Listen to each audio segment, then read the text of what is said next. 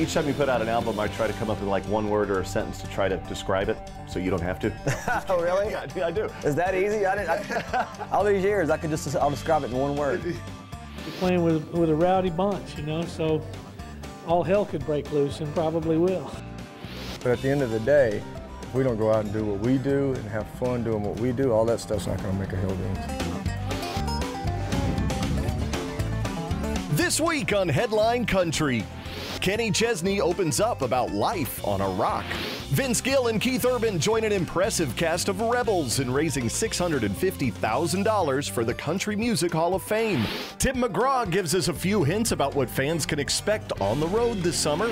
And Randy Houser takes us to the out-of-this-world set of his new music video. Plus, the world mourns the loss of Hall of Fame legend George Jones. Hey everyone, Keith Urban here, backstage at All for the Hall 4, and Headline Country starts now.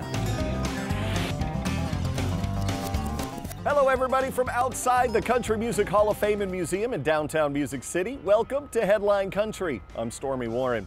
Now, as you can see behind me, the Hall of Fame is undergoing a massive transformation and expansion thanks to the addition of the even more massive Music City Convention Center. The extra space is allowing the Hall of Fame to more than double its size. But as with any growth, it comes with a price, and a hefty one at that. Now, the cost of the actual expansion has been taken care of through private donations.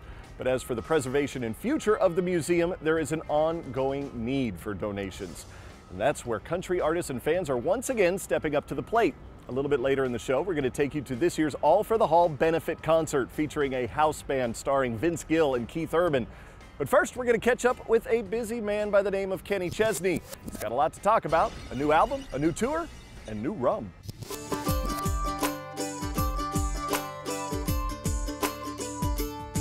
Well, I come from a little bitty homegrown small town. Smoky Mountains, nice place to hang around. Each time you put out an album, I try to come up with like one word or a sentence to try to describe it, so you don't have to. No, just kidding. Oh, really? Yeah, I do. Is that easy? All these years, I'll describe it in one word. Yeah, exactly. You're talking too much. No, What's your word? The word for this one, for Life on a Rock, is comfortable. That's a good word. I felt very comfortable in my skin making this record.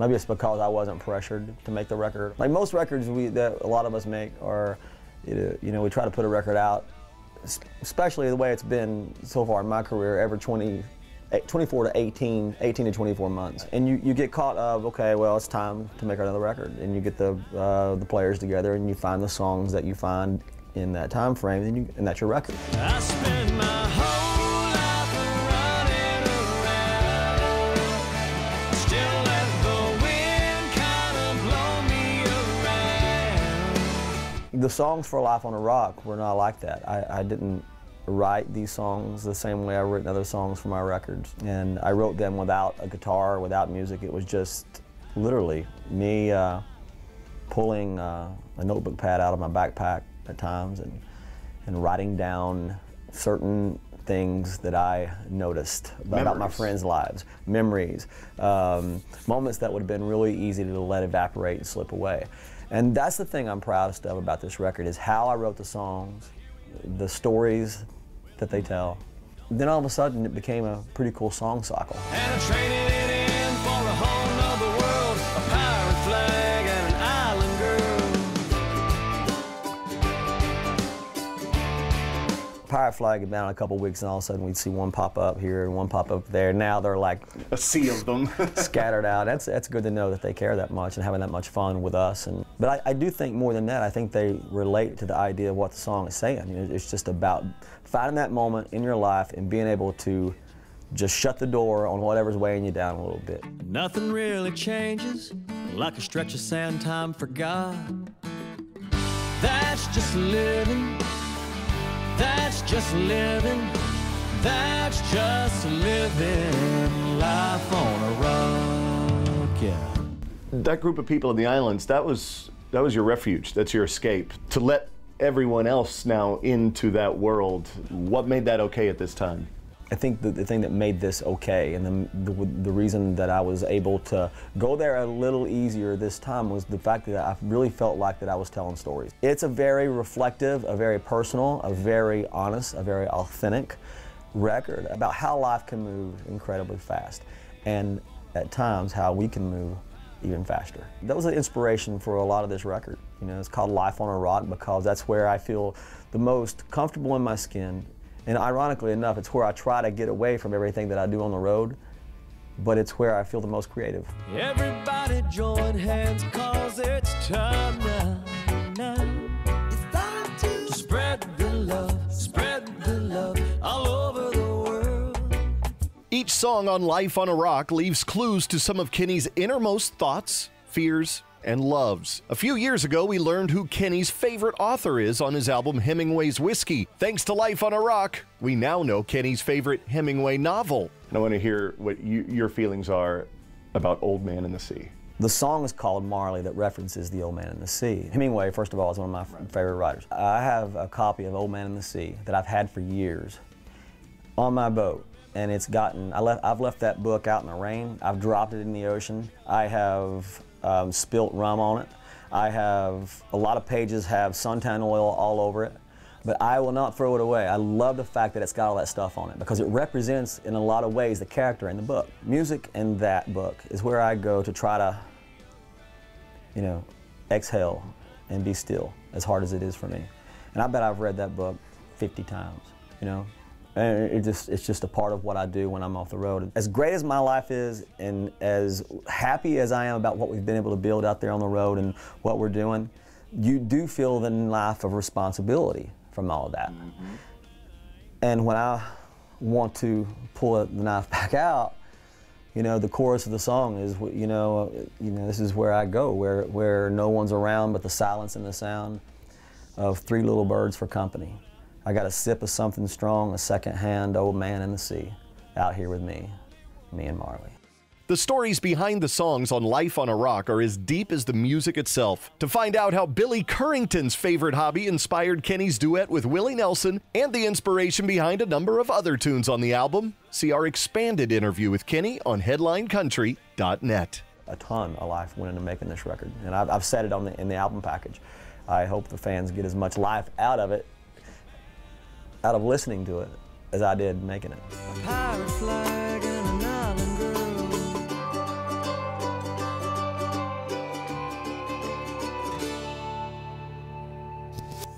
For dates and cities for Kenny's No Shoes Nation tour, check out headlinecountry.net. We'll be right back. Still to come, George Strait comments on the loss of his friend, George Jones.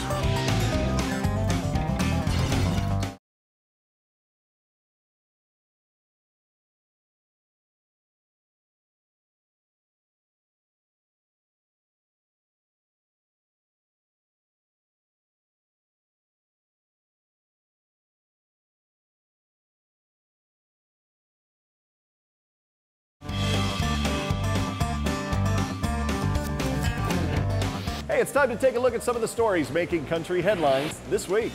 Stop loving her. A place to read upon the storm. On April 26th, the world lost an icon. Hall of Famer, Grand Ole Opry member, and Kennedy Center honoree George Jones, the man widely believed to be the greatest country singer of all time, passed away at the age of 81. Mighty, mighty please and happy storms. White Lightning.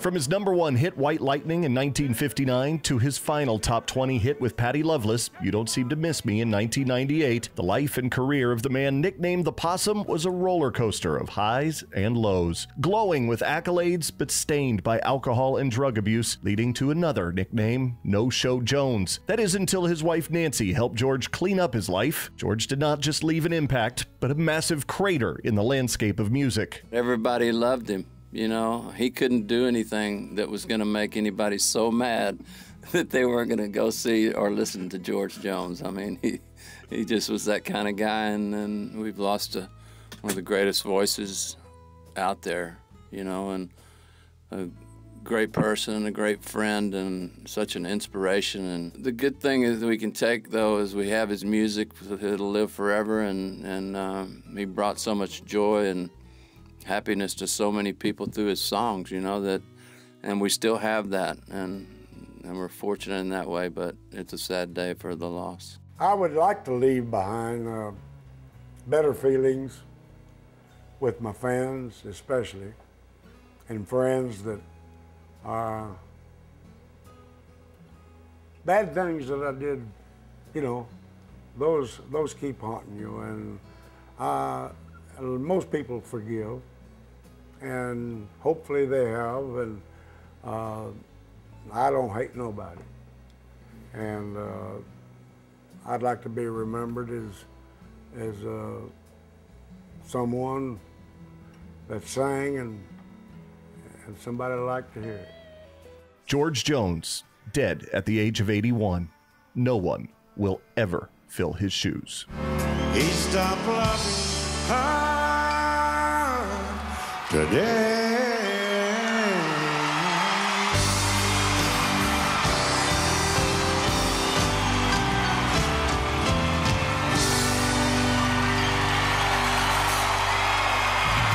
This is gonna be one of those nights. Tim McGraw's summer is officially underway as he kicks off his 2 Lanes of Freedom tour this week. I caught up with the singer at a last-minute rehearsal stop in Nashville, where Tim gave me the scoop on what fans can expect out on the road. I'm a fan of music, and so I try to approach a show when I'm putting it together as how I would want to see a show if I was a fan. You sort of want everybody to want to just jump in this stream of music. It's like whitewater rafting, you know. It's like you just want a great set of rapids, but a great boat that you can trust, and you just want to get in there and go. And that's sort of the show that we try to do. The biggest challenge is obviously how to format the show, how to create that set list each and every year. That's the toughest thing, because I think we've got like 24 songs in a 2-hour, 10-minute, 2-hour, 15-minute show. 9 #1 hits have to go. Yeah. So it's tough. Well, we don't even get that many, because we get all that. Yeah. I think we're doing 6 or 7 new ones off the new album, and we're doing 2 or 3 album cuts that are some of my favorites. Cool thing is, already next year we can do some of the hits that we didn't do this year. Yeah. You know, and then a couple different album cuts, so it's always a different show for us, and that's what makes it cool. Visit headlinecountry.net for more tour details, including how and where you can catch Tim all summer long.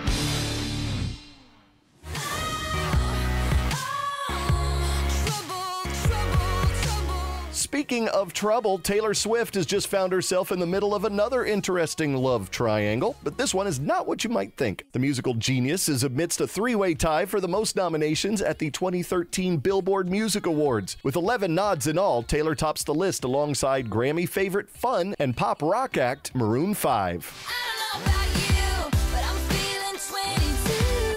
Along with her all-genre top artist and top female artist nods, Swift's Red will compete in the top 200 album and country album categories as well. Jason Aldean, Luke Bryan, Carrie Underwood, and Lionel Richie also earn props in the country album slot, while Taylor, Luke, Carrie, Hunter Hayes, and Jason, who also earned an all-genre top male artist nod, will duke it out for the top country artist title.